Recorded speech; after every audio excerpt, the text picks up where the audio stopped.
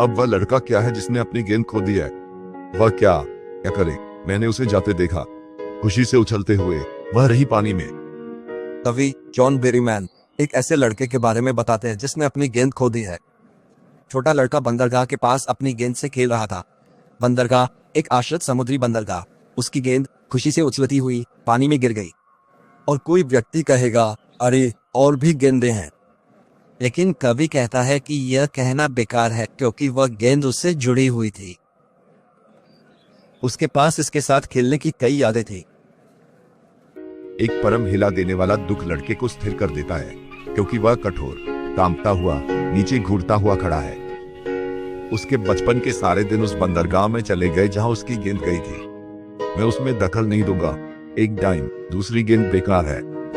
एक परम दुख लड़के को स्थिर कर देता है। इसका क्या मतलब है? एक परम दुख यानी सबसे ज्यादा उदासी लड़के को स्थिर कर देती है। लड़का स्थिर खड़ा है, कांप रहा है और उस बंदरगाह को देख रहा है जहां उसकी गेंद गई थी। बचपन की सारी यादें उसे याद आ गई। कवि कहता है कि वह उसमें दखल नहीं देगा। वह उसे एक नई गेंद देकर सांत्वना नहीं देगा। वह कहता है कि एक और गेंद जिसे एक डाइम में खरीदा जा सकता है, वह बेकार है। Dime 10 cent. अगला छंद। अब वह अधिकारों की दुनिया में पहली जिम्मेदारी महसूस करता है। लोग गेंदें लेंगे, गेंदें हमेशा खो जाएंगी। छोटे लड़के और कोई भी गेंद वापस नहीं खरीदता, पैसा बाहरी है। लड़का अपनी पहली जिम्मेदारी महसूस करता है। अधिकारों की दुनिया में, एक ऐसी दुनिया में जहां हर कोई भौतिकवादी चीजों के लिए दौड़ता है, एक ऐसी दुनिया में जहां कुछ पाने के लिए सब कुछ किया जाता है। लड़के ने नुकसान से निपटना सीख लिया है। गेंदें हमेशा खो जाएंगी का मतलब है कि भौतिकवादी चीजें हमेशा खो जाएंगी, लेकिन कोई भी गेंद वापस नहीं खरीदता। इसका क्या मतलब है? आप भौतिकवादी चीजें फिर से खरीद सकते हैं, लेकिन उन चीजों से जुड़ी यादें नहीं। इसलिए पैसा बाहरी है। यह किसी व्यक्ति को नुकसान से निपटने में मदद नहीं कर सकता। अगला छंद।